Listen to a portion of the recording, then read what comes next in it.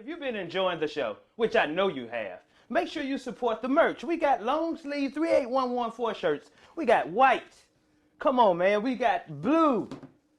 We got red 38114 shirts. Each shirt, whatever color it is, it got the red specs in it. The blue got the blue specs in it. This is my favorite, the green. You know what I'm saying? Represent wealth. It has the green specs in it. Make sure you support the merch at 38114show.com. They are available in small and all the way up to 2X.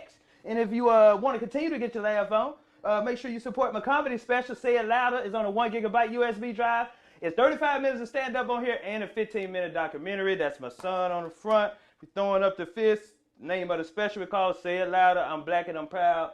Love you, boy. Make sure you get that. I will autograph it for you. And make sure you support the Seamoss and Bladderwack Immortal Herbs. It's a tincture. Boost your immune system. AIDS and weight loss. Boost your libido. Immortal Herbs, which also means Ambrose. Oh, man, that's clever right there, man. Seamoss contains 92 of 101 minerals that your body needs. Bladderwack contains the other 9. Both algae, Seamoss and Bladderwack is an algae that comes out the ocean. It's full of magnesium, iron, you know, stuff that your body needs. So make sure you take care of yourself. These are available at comedianambrose.com. Everything else, 38114show.com. Make sure you hit that subscribe button, turn that notification on. Shows dropping every Thursday. We might drop 2. Thank you. Comedian Ambrose. I'm out, man. I ain't got it. No. Neither do I. But, you know, I just like to keep you safe. So if me and you ain't got it, that mean ain't nobody gonna get it then. That's right. That's the way it is. At least we think. At least we think. You know, we ain't got no symptoms going if there's something crazy. How's your wife taking it? She taking it very serious? Man, my wife work in the medical field, man. She taking it seriously. She might got it then. She ain't got it. She done got tested twice. So I know if she done got tested and she ain't got it, then I mean, that's how we do when we messing with a girl. You like, you go get tested. If you ain't got it, I ain't got it. I ain't got it. But if you do got it and they give you some medication, you just give me Bring some. Bring it to me. We gonna share that stuff. Terel Key. What's happening? Hey, man, this is another episode of the 38114 show. I'm comedian Ambrose, and I got another special guest in the building. God damn it, Mr. Terel Key. Can you take the mask out one time so they can see your face? See my face one time. There you go. I'm growing my mustache. He want to keep his mask on because you know he married and you know how the women is with you. You better keep your mask on. You bring that stuff back in here. And he got kids, so. I'm looking out for you, and I'm looking out for me and everybody else. You know what? I think, you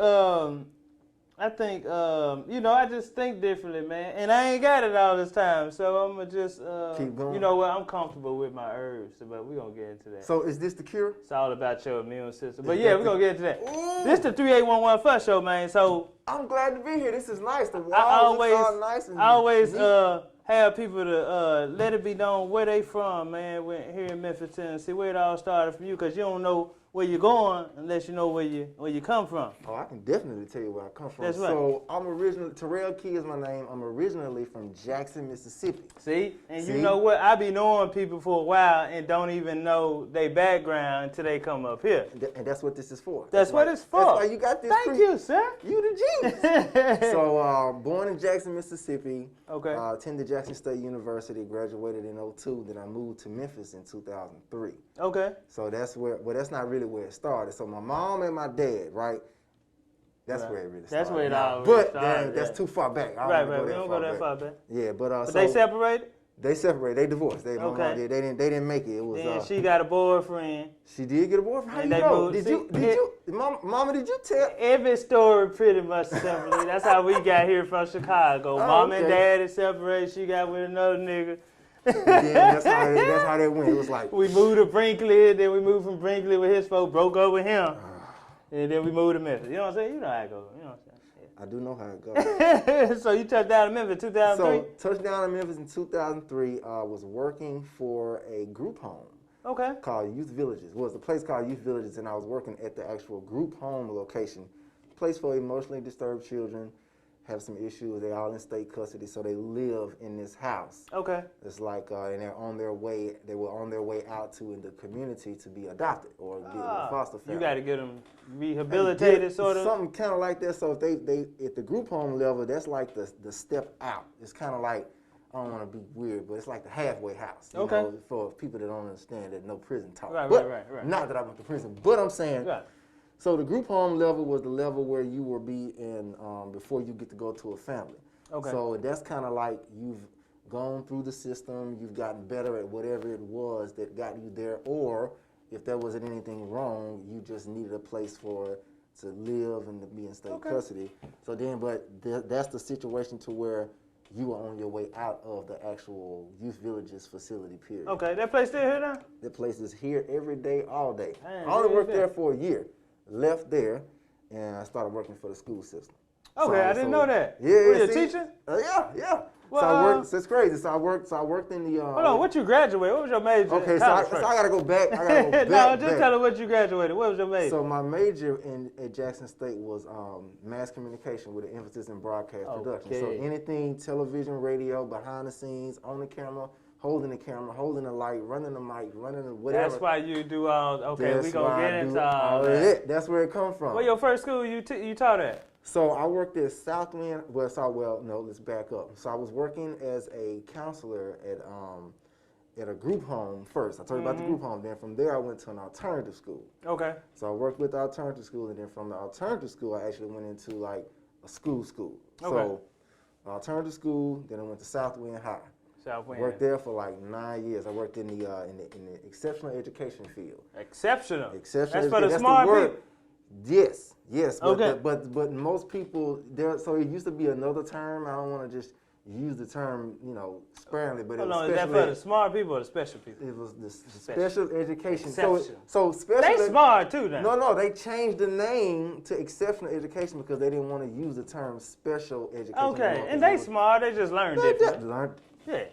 Boy, you smart. You man. be learning some stuff in this show. Hey, I know, man. You know what I'm saying? Appreciate it. So I did that. So I worked at Southwind, then I left Southwind and I started teaching at an elementary school. Newberry Elementary. Worked there. Okay. Best situation ever. The little kids are so impressionable, man. Like, I went to elementary school and I didn't hear a child curse at all. Wow. I thought something was wrong. No disrespect, but the high schoolers, they got some foul mouths. Man, yeah. So I was so used to hearing derogatory terms, so to speak, cuss words.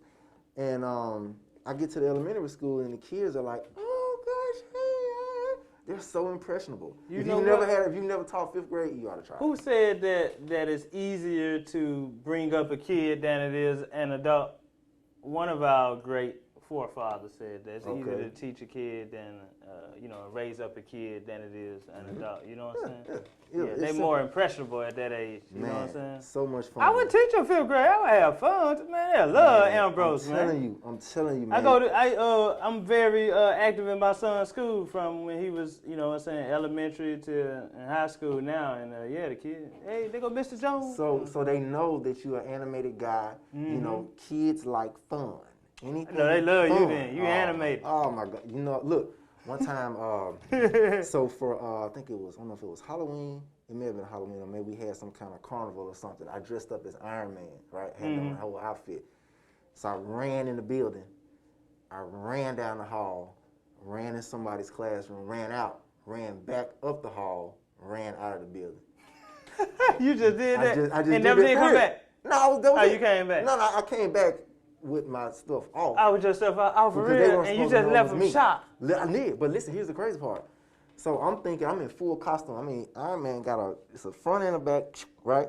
Full costume. Somebody said, hey, Mr. Key. I'm like, how you know this me? That was one of them exceptional kids. It may have been, because they're smart. They're definitely smart. Hey, so where are this, I ain't that fun. I'm fun, but I ain't that fun. The kids know. So where this come from? How was you as a kid? That was you as a kid always? Your mom and dad let you express yourself like that? All day, every day. So I'm an only child. So that kind of... Okay, that explains it. If you're not... Wait, that's different. That's a whole other situation.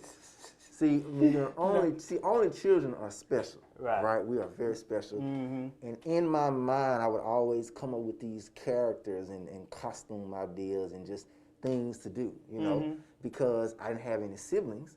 So when it was time to go in, when the street lights came on, you don't remember that? Yeah. Hell yeah. That. When the street lights came on, everybody had to go in the house. It was just me in the house with my folks, my parents, right? So I had to come up with stuff in my mind to keep my brain going. Okay, I feel you. That's where that come from. That's where it comes from. You were bored. That come out of bored. I never got bored because I always created stuff to do. And you know what? I grew up in a house with sisters, but I spent majority of my time in my room, shit too, because playing with Ninja Turtles.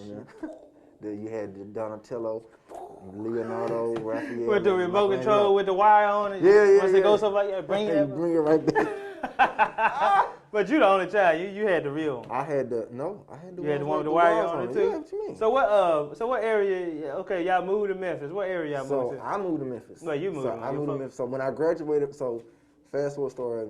I graduated from Jackson State. A year after I graduated, I moved to Memphis. That was in 2003. Right. So let's see, I was 23 at the time. Mm-hmm. Moved to Memphis. I moved to Southeast Memphis, a.k.a. Hickory Hill. Ooh, Hickory Hood 2003 now. Yeah, it was good. It was nice. It was not. You said that. Did you talk about that on the show one day? Might have had. Oh, it was on live. It was beautiful. When that was right around that time. Yeah, it was beautiful. Hickory Hill was beautiful. And then things changed. I don't know if it was, I don't know if the temperature, the shift in the atmosphere did something. I don't know. So where mom and dad at? They still in Jackson, Mississippi? So mom lives in Jackson, Mississippi. My dad lives in Pine Bluff, Arkansas. Okay, I just left there doing the show. Pine Bluff? Yeah. Weed is legal. The dispensaries are legal. You know he's smoking that good weed out there too. I don't. You know what? That's probably why he's not answering my phone calls. I don't know. So I bet your kids love you, man, because you already got the experience with kids. So that's the thing. That's the thing. I felt like when I was a teacher, I said, oh man, when I have children, it's gonna be a piece of cake. No, sir, Bob. These your kids. Your kids don't really like you. Oh my goodness! Like every day. I'm looking for the instruction manual. I'm like, did any one of y'all come with an instruction manual? No way. No, your kids don't like you that much. So you're gonna have to try a little harder. You expect them to like you, and they don't like you. They don't like me. Gotta try a little harder. So it wasn't that easy with them, man? It wasn't. It's like I'm still learning even today. You know, right now I got a 3-year-old and a 1-year-old. Cause you know what? They a split image of you. These ain't nobody else kids. These are a split image. I called my mama the other day and I told my mama, I said, Mama, I want to say I'm sorry. And I appreciate you for sacrificing whatever you sacrificed when I was a little kid. When I don't recall you sacrificing anything, but I know you did because I'm living it right now. You see how it is. I see how it is. So you need to all go. If your parents are around, call your parents and say, "Thank you, Mom. I appreciate you. Love you." You got to do that. You know how many you got? 2. So this young lady you with, y'all married, and I see you, doing a lot of things with the family and everything. Right. Well, you saw that foundation with your mom and dad first, that marriage structure. I honestly, just to be real with you, I did see it, but that structure, it shifted. Mm-hmm. They were together, of course, and growing up, I always saw them together, but then they didn't make it. So then, as I got older, I had to realize and figure out, okay, what it was that caused this. Mm-hmm. So I would take that information to say, okay, well, I don't want it to recycle. Right. Whatever it is. I didn't want to neither. I didn't want it. You didn't want it to. But I guess I didn't want to bad enough. You got to put that extra foot. I know, man. I know now. Now that I took a step back, you got to go hard. Hey, you got to go harder. Harder. The more you know, right? So but although no marriage is perfect, and mine is nowhere near perfect, but I just knew that some of the things that I did see in my mom and dad's relationship, I said, okay, you know what? Let me make sure that I do something differently here, or so my situation won't turn out like this. And if it does, then I've done the best that I can do. So that's what you do. Do the best you can do. The 100 best you can do. Well, 200%. 210. And then if that don't work, you gave it your all. You gave it your all, because that's the only thing you can say at the end of the day. If something doesn't go exactly how you planned it, I gave it 200. I gave it 200, even though that's like a whole extra. Yeah, 100. I walk away too easy. So this young lady that you got, when y'all meet? Because I see you. Ooh. That's why I wanted to get you up here to talk about fatherhood. I see you a married man, fatherhood. You know what I'm saying? And yeah. So this young lady that I am married to, it's your wife now, right? She is my wife. How long y'all been married? 5 years. It'll be 5 6 in March. Okay, congratulations. Thanks so much. So this young lady, her name is Terel Key, and she. I met her before. You met her before, right? So we've Beautiful young lady. So one thing I would say about her. So I met her when I moved to Memphis in 2003. She and one of my line brothers, they're childhood friends. So he came to visit. So we went. The guy's name is Thomas. Thomas went to Jackson State with me, and he also went to high school with Chrysler. Okay. Thomas who? Thomas Williams. Okay. Yeah. So Thomas came to Memphis to visit for his birthday. Okay. I was here, living here, and Chrysler was living here. So Thomas said, "Well, man, I want to hook up with you, and I want to hook up with my homegirl." I said, "Okay, cool." So I said, "Where we going?" He said, "We're going to Jillian's."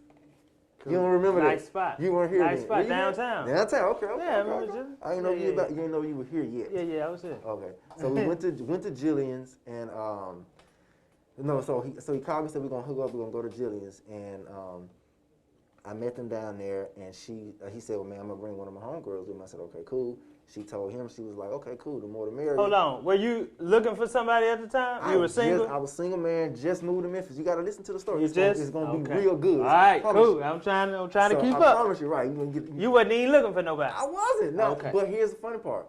So she came, I came. Well, she came to the spot, I came to the spot. We all met up at Jillian's. My boy Thomas was there. So I saw her. I was like, "Okay, cool. Hey, how you doing?" You know, she looked nice. But I wasn't thinking or trying to do anything. So I'm like, "Okay, she's cute. You know, whatever, cool. You know, we see a chick, they're cute. They cute. That's it. All right." So, or whatever you want to consider as good looking or attractive, right? Yeah. So, but you weren't trying to get down on I wasn't trying to do anything, Just right? trying to be a gentleman. How you doing? Right. So here's the crazy part. Before we met at Jillian's, he told me, "I'm going over my homegirl crib. She's getting ready. I'll call you when I get over there." Okay. He said, "Okay, cool." Come to find out, we lived in the same apartment complex. You and her? Me and her. It's crazy. So I told you this was gonna get crazy. That's That's why I was gets making even better. sure y'all had the whole story. Listen, it gets better, right? Wow. So come to find out, she lived in the same apartment complex for me. She probably lived about 100 yards away. I didn't even know it. So she lived in front of the mailbox. So of course I would always go to the mailbox and I would see her. So fast forward the story, we became friends. Listen to this word, platonic. I did that before. No. Listen, no, for real. Platonic friends. That means just friends. 9 years. From 2003. When y'all met at Jillian. When we met at Jillian's, from that point, platonic friends. For 9 years. No, that nothing, platonic, man. ladies Listen. and gentlemen, is just a man and woman having friendship with no intimate relations. Nothing. No kiss. No touch. No fingering. No hunch, nothing. Hugging. No hugging. Just enjoying each other's company. And that's a wonderful relationship to have with a woman, by the way. I'm serious. If you don't have a real relationship, that's a... So y'all established friendship. We established friendship because at that time, number one, I really wasn't even looking for anything. I was fresh in the city. I was single man. Yeah. I'm just being single man. Right. So, you know, she didn't express anything about relationship or anything. To my knowledge, I don't recall. But I know we never crossed any lines. We would hang out. I would meet her at Starbucks. We'd meet at the movies. I mean, it was no date. It was just my friend and I going to hang out. Like, we sitting here chopping it up. She was with somebody, you with somebody, yeah, but y'all was still... Right, we was still cool. Like, I would date chicks, she would date guys, but I mean, we would always stay in communication with each other. Now, here we go. Fast forward story. Here we go now. Finna get to the... 2011, 2010, 2011, right? Okay. So, keep in mind, we had always been friends. So, she was available, I was available. So, you know, at that time, 2011, now I'm over 30.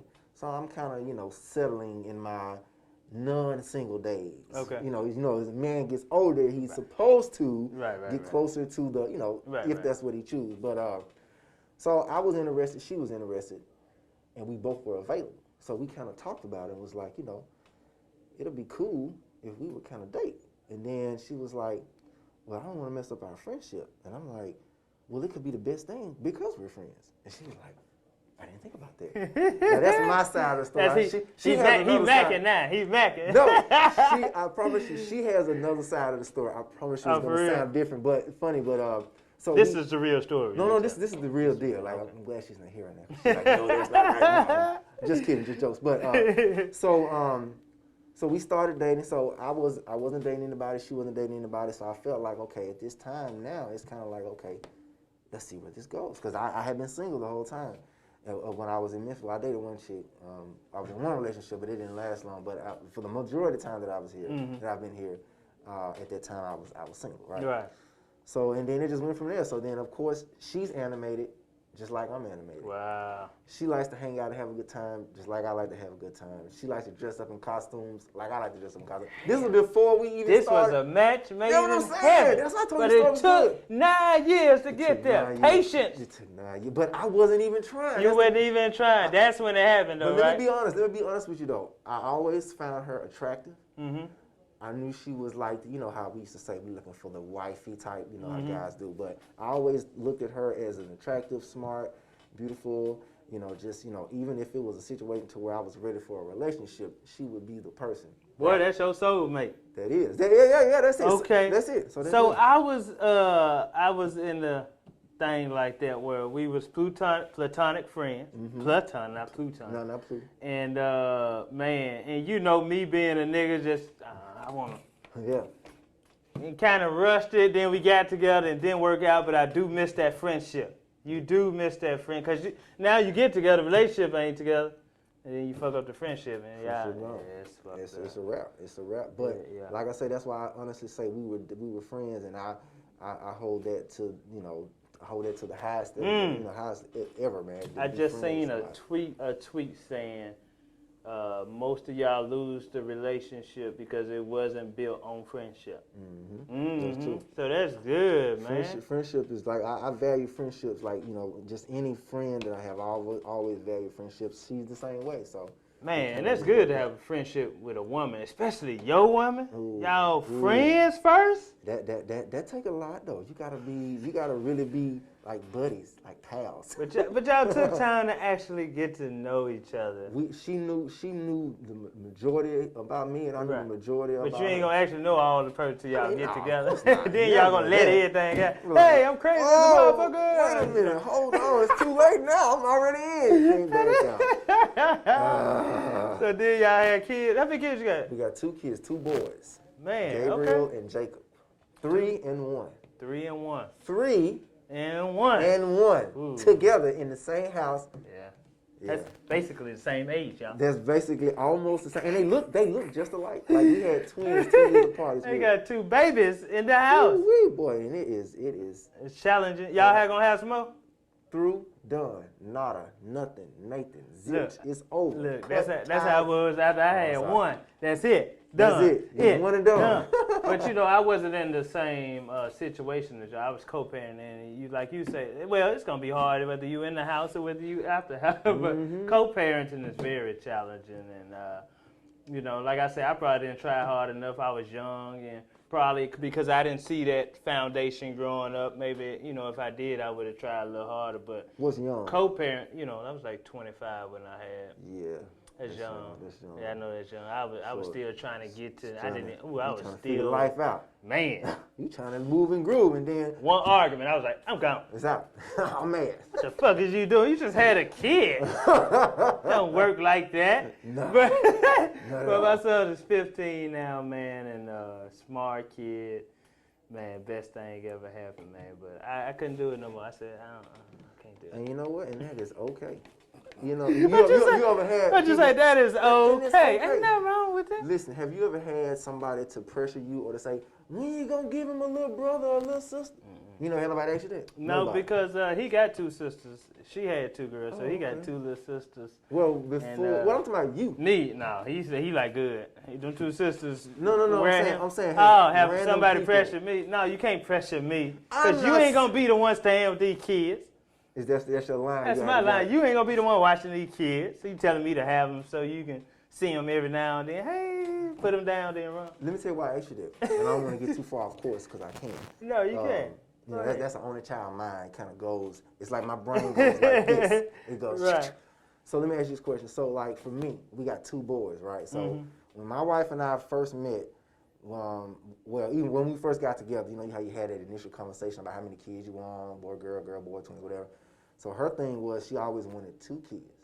My thing was I always wanted 2 kids, right? Because I was an only child, so I would like for my child to have a sibling. There right? you go. And so she has 2 other siblings, 2 younger siblings, so she knows what it's like to grow up with the sibling dynamic, right? It's a different dynamic, you know, so if I had to choose, of course, I would love to choose to have a sibling, but being an only child, I mean, I made it work, right? So 2 kids, we had 2 kids, and we're done.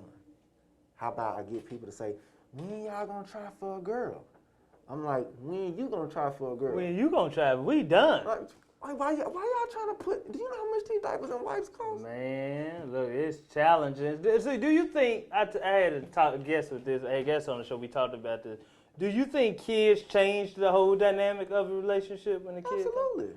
A lot. What? Man. If your relationship, and this is, I'm not a relationship counselor at all. I know we're not. And But you got more experience. I'm you, single. You got more experience. This is common sense. Thank you. So listen to me.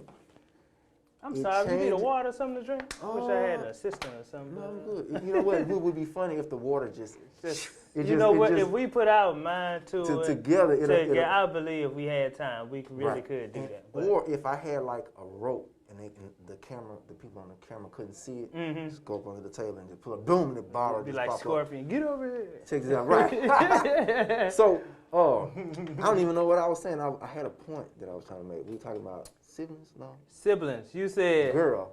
Somebody was. I know what I'm saying. Yeah. So. Change the dynamic. Does kids change the dynamic of the relationship? Okay. So yes, that's common sense because a lot of the time that was spent on going out on dates, going out to eat, going out of town, the time and money that was spent on let's just go to the mall and shop. Right. A lot of that gets thrown to the side because you have a responsibility that kind of not allow you to just do that as much as you used to doing. So I didn't think about it like that. A date night on a Tuesday is probably not going to happen for most people. Friday night is New Year's Eve. Who going out? You used to going to a New Year's Eve party, but you got this where a little argument finna come in at now. But I'm saying, but y'all been going together. I know. So that means either so will both of y'all stay and not go, or will one person be like one of y'all can't go out? Ooh, and it's not if you're used to going. Like let's just say for New Year's, for an example, my wife and I, when we started dating, we always did New Year's together. There was some type of event. We went out of town. We went to Atlanta one time. I know y'all single. Y'all living your best life. Yeah, we were kicking it. Look, we done been to Nashville for New Year's. We went to Atlanta for New Year's. We went to Dallas for New Year's. That's fun. We went somewhere. I think we went to Atlanta twice. Anyway, but so like New Year's come around, we got brand new baby, Gabe, the 3-year-old, right? So Gabe is now, let's see, he wasn't even a year yet. She just had the baby. We used to going somewhere on New Year's. So we looking at each other like, so what we gonna do for New Year's?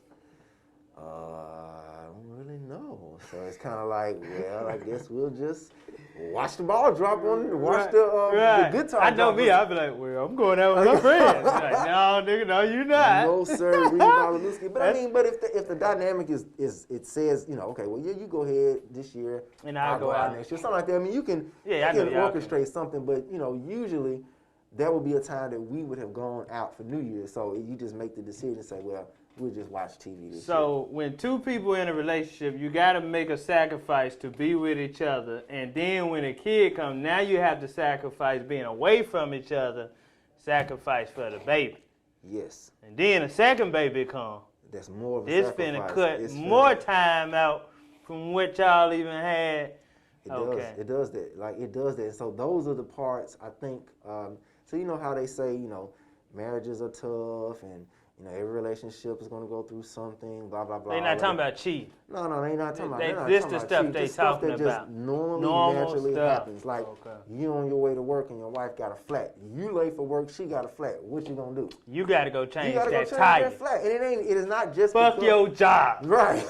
And it's not just because this is, you know, like, it's a duty. It's a duty that you have as a husband. Now, I would do that. I would make a good husband. I would do that. I mean, I would do that. You would change the tire. Now, I'd probably leave you and go out on New Year's and make you mad. But if you call me and say, yo, tire. You come in and change. I'm coming to change that tire for you, baby. I got that. I got you. I would do that. Yeah, so it's stuff like you got to. Certain things like that. So you just have to know, you have to pick your battles, number one.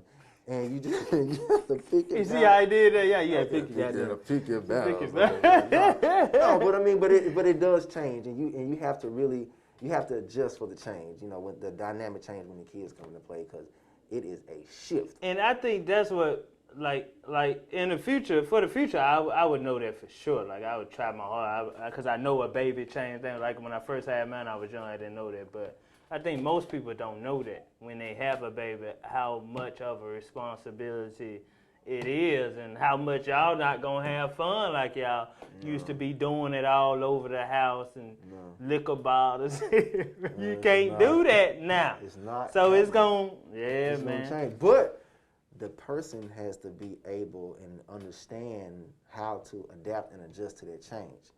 Because it took me a minute. I'm still adjusting. I ain't gonna lie. I mean, it's different. I've been married 7 years, 6 years. 6 years. Yeah, I'm still adjusting. Still trying like, man, look, man, I've been married 50 years. I still don't. I don't know, man. Happy wife, happy life. No. But no, I mean, you know, it takes. It takes time. Man, hey man, how big? Well, you know, man, it is what it is. He's just trying to. He's trying to keep the peace. Just kidding, ladies. Just kidding, ladies. It is what it is. Right. So, but it's crazy. So, you know, they got this thing where they say like, happy wife, happy life. Mm-hmm. Then you got the counterclaim is happy house, happy spouse, right? So it's like, the husband is supposed to be happy, and the wife is supposed to be not happy. Just the woman's supposed to be happy. I don't like that stigma where but I mean, happy. Yeah, but the man. What about the man? The man is the most like the man is the reason why you here.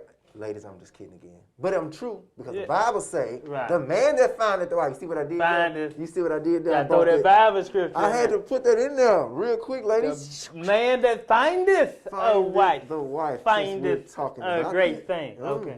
And you found yours, man. Congratulations. Yeah, I appreciate it, man. But I wouldn't trade it, though, man. Because you know what? That feeling to have somebody, that's a good feeling for a man to have, so he can be productive during the day. You need that love from a woman. You gotta have it, man. You gotta have it. And it's like, you know, a lot of times guys don't like to hear what women have to say, because the stigma is, you know, women are nagging or naggers about something. But, you know, I don't look at it as a nagging trait. I look at it as, you know, the woman, she has a different outlook on life or things, period. Like, for an example, if you about to take your son on a fishing trip, you're gonna grab the fishing pole, the bait, and you may get a cooler with some beer in it. But if the woman is taking the child on a fishing trip, he gonna have lunch, he gonna have snacks, he gonna have an extra pair of clothes, he gonna have a cushion to sit on in the boat. So I mean, it's just women think differently. Women think differently. That's my point. So it's like, you know, it's one of those things where, you know, men, we weren't put here to be alone. You know, Thank you. That's pretty much it. Yeah, but the man wasn't meant for be here with another man, either. No, I mean, you know, but that right. I can say that, Terel. You ain't got. You good? No, a man ain't supposed to. I got a response to that. My response to that is, no, do what you do. Chooseth, do what you do. So he chooses. So he chooses. Do what you do. Do what you do. I ain't got nothing to get. Neither do I. So, all right, so you was teaching in school. So how did you get into this entrepreneurship, man, and started working for yourself? So the entrepreneurship that you speak of is my window tint business. I got a shirt on. That's right. Black on. Black on in the shade window tinting is where we specialize in residential, commercial, and automotive window tinting. Commercial also. I'm always ready, man. Okay, there I'm my you go. own editor. I edit on the spot. Take your mask off so they can see the owner face one more time. So they can see the owner face. Need to be check me out. Check me out. There you go. There you go. All right. So what happened was, interesting story. 1995, I was 15 years old. I learned to drive when I was 10. Okay. From 10 to 5, I developed a love for like anything car related, custom stuff, wheels, rims, tires, paint, tint, system, alarm, anything where you customize your vehicle. Like you go to a car show or a truck show where they have like the hydraulics and all that stuff they used to get into the low riders and stuff. So back in the 90s, that was like really, really popular back then. So I kind of gravitated to that. So when I got my car, my mom and dad gave me a car when I turned 15. And tint was one of the things that I was wanting on my vehicle. What kind of vehicle was it? It was a 1984 Buick LeSabre Limited. That's a good running mother. That's the brown body photo jet. Listen, I'm going to tell you what it looked like. It's the square body. It looked like the box Chevy. Oh, yeah. But it's longer. It looked just like so. So you got the box Chevy, then you got the Delta 88, which is the Oldsmobile, and then the Buick was like the. So the Buick was the Buick LeSabre was the 4-door box then. It was a 4-door and a 2-door. I had a 2-door. Yeah, 2-door. I had Okay. a 2-door. So those cars were popular. Those cars were popular back then. So I had but Mom and Dad gave me that car. That was the car that they had. It was a hand-me-down, right? First thing I wanted to do was to put some tint on the windows, but I didn't know how to do tint. My mom and dad wouldn't give me the money to get it done. So we sitting in class one day like we sitting here, probably sitting at a table more like a wooden desk, doing little stuff. We having conversations like little boys like to talk about rims, cars, girls, whatever, blah, blah, blah. So me being the oddball, not really the oddball, but me being the oddball, I said, man, I want to get my windows tinted. One of my buddies was sitting across from me. He said, man, I know how to do tint. I'll tint your car for you. I'm like, I don't know how to do no tint. He said, yeah, I did mine. I said, really? So we go to the store, we get the tint. I go to his house and I watch him do it. And it looked like it was something cool to do. For real, I was like, wow. It's like somebody painting or something like, oh, I'm gonna learn how to paint, whatever. So me being a creative and the artist in me, because tint is an art, I said, man, I gotta learn how to do this. So I went home, so somebody broke in my car. So back in the day, the box Chevys and the Delta 88s and the Buicks, those were prime cars for thieves to get to, right? I had the 2-door colors, The colors, right? Yeah, the colors, all of us in the same hot group of cars. cars. Oh my God. So still today too. Still today, right now, somebody right now, a window is on the ground. That should be going at the parking lot. Man, let me get my alarm. No, just kidding. So I wanted to get the tint done. So I watched. So somebody broke in the car, and they busted out one of the small windows. So I had some tint left over, so I tried it myself. Right after I did that one window, everybody started asking me who did my tint. Guess who I told them did the tint? Who? Me. There you go. I did. I did one window. That little bitty window in the That's back. all that mattered. I did something. Yeah. So from there, it just went, man. So that was 26, 27 years ago. Fast forward. Fast forward to now. So tint was something that never left me. Tint of my mom, my dad, my grandma, uncle, cousins, everybody in the neighborhood, everybody at school. So it just went fast. So here I am now. So was working in the school system. And when I switched over to elementary school, so when I was working at the high school get out at 2 o'clock. So when we get off at 2:15, I could tint from 2 until about 6, 7 at night, right? When I was single, when I didn't have any kids, right? So switched over to elementary school, was teaching, and elementary school get out at 4:15. So by the time I get off work and get to the shop or get to wherever I'm working at, it's 5 o'clock. It's dark outside, or almost dark if it's daylight saving time. So I lost that time to tint, and then the weekends, couldn't do the weekends because, marriage and brand new So how baby. many years went past before you did tint again? I never stopped. You never stopped? I mean, so you had kept doing it, but when you could. It was like when I could. Like I would have to do a Saturday, or I would be working at a shop and I would just stay late. They would let me stay late, maybe 6, 7 So when it clicked, say, you know what, I got to get my own. Let me incorporate. Let me LLC this. It was already in the works. It was by design because I had always wanted to own my own business. I've always wanted to do tint full time. I always wanted to try it out. So I'm gonna tell you when it clicked for me. A good buddy of mine, Relis Sanders. He runs Allstate and Keller Williams. He's a real estate guy as well, and an insurance agent. We were having a conversation. He said, man, if you want to do something, now's the time to do it. He said, don't wait till you're 50 thinking to yourself, man, I shoulda, coulda, woulda, shoulda, woulda. And you'll never live, you'll regret it. You'll never live with it. So you try it now.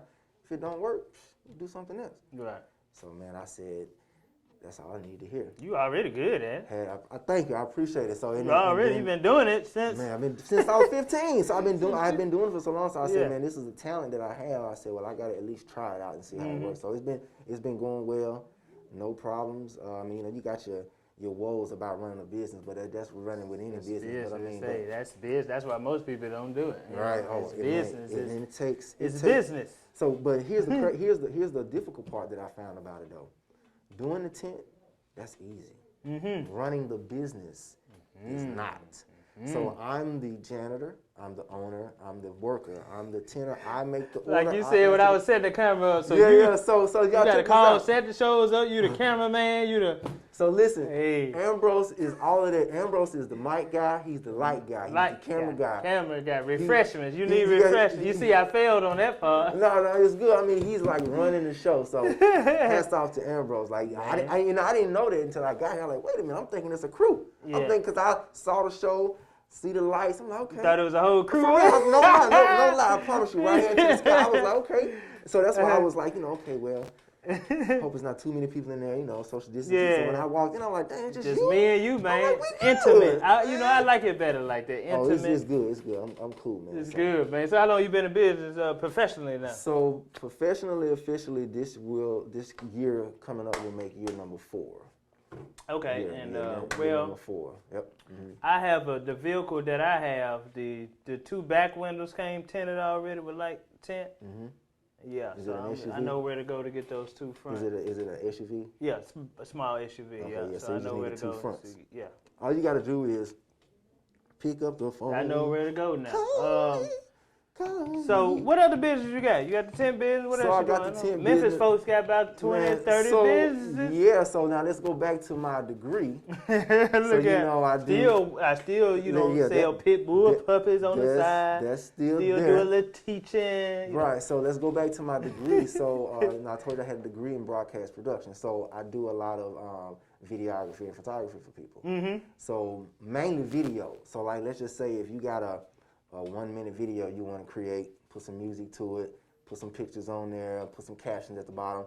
You send me your video, boom, I got your video coming. Send it right back to you. So that's kind of like something that I've been doing on the side. So you do editing, you film, do all the editing. Mm-hmm. I film, I edit. I done seen some of your videos with the family. All of that stuff I did.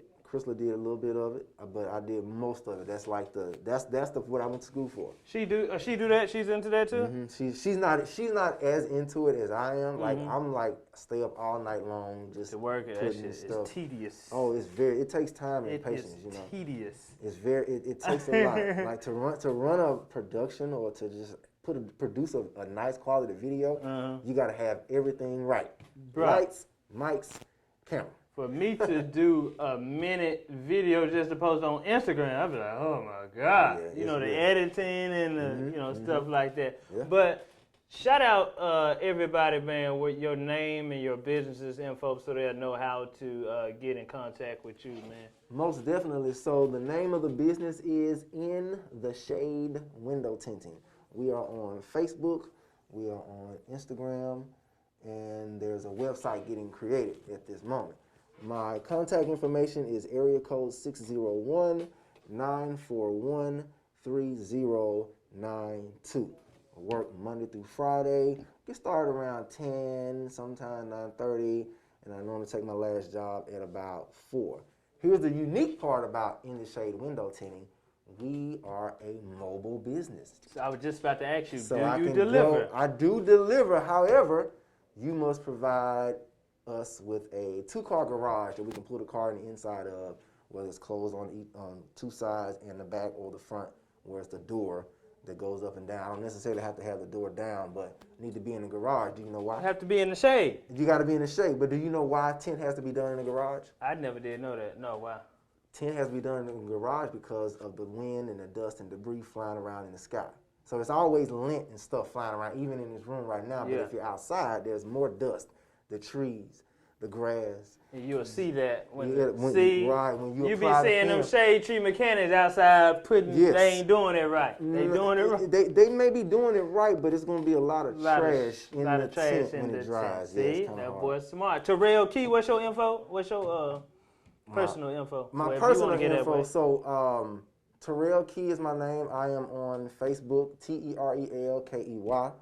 I am on Instagram as TreezyTV. That's TreezyTV.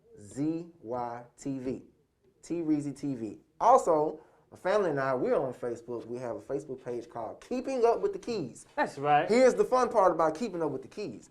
It's spelled Keyping. Keeping. Okay. You get it? It's a pun. Instead of Keep.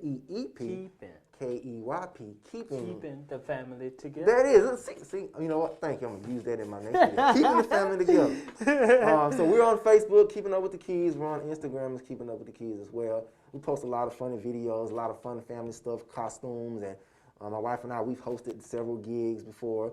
We performed at Chuckles one time. We got on an impromptu.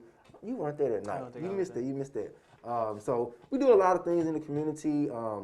We do a lot of photo shoots. We take some cool pictures, and we have some handsome children that look great on camera, too. That's good, man. That's good, man. Thanks for coming to the show. Man, thanks for having me, man. I like this place. Guys, let me tell you something. I don't mean to cut you off. No, go ahead. When you get an opportunity to come to the 38114 studio, make sure you have your GPS on to get to this room. Because I had to come through 18 doors to get to the second door. But once you got in here, then you feel at home? I feel right at home now. I don't know how to get out of here. I'm going to have to GPS my way back to the downstairs. But just remember that. But I appreciate it, man. This is, what's that? Let me promote my, what is that? Promote my bit. Okay, this is my comedy special. I should have brought my DVD I bought from you. This is my fourth one. Which one you got? Laughter is the Best Medicine? Yes, that's the one I got. That's the one on DVD. That's the third one. This is the fourth one. I see it's a jump drive in there. It's called Say It Louder. That's me and my boy there. Okay. I called it Say It Louder because I had took him to California for the first time. We went to go visit the Hollywood sign. Okay. And before my niece took the picture, my son was like, let's put the fist up. So I called it Say It Louder.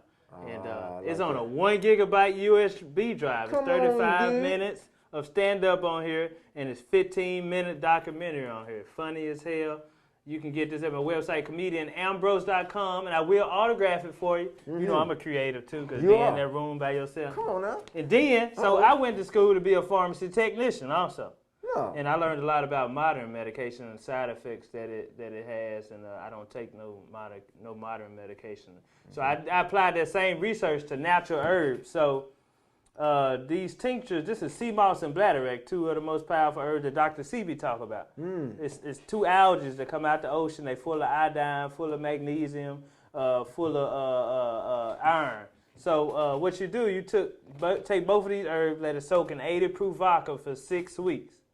And what that vodka do is extract everything out of the herbs. You can boil it, but that hot water ain't gonna get all the minerals out.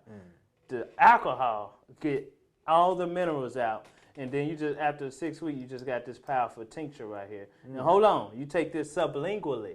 That's under your tongue. Under the tongue. Come on. Salivary gland's gonna take it straight to your bloodstream. Oh, come on, listen. If you swallow it, it got to go through your digestive system. Your kidneys got to break it down. You ain't gonna get the full effect. But if you take 2 full droppers full under your tongue, let it sit there for 90 seconds or more.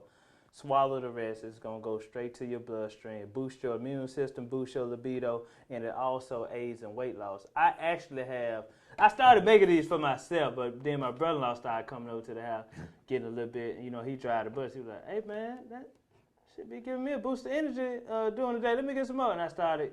Then he gave it to his uncle, and I said, you know what, let me make some and help everybody else out, man. You won't be surprised, man. I got repeat customers now. That's good. Businessman. So I try to, everything about helping everybody out. Make folks laugh. Take care of yourself during this COVID-19. Because, Dr. Seaby said we don't need vitamins. We need minerals. So, and this is the strength of your immune system. Because your immune system is good to be able to fight off any infection that comes towards your way. So, thank you for tuning in. This is the 38114 show.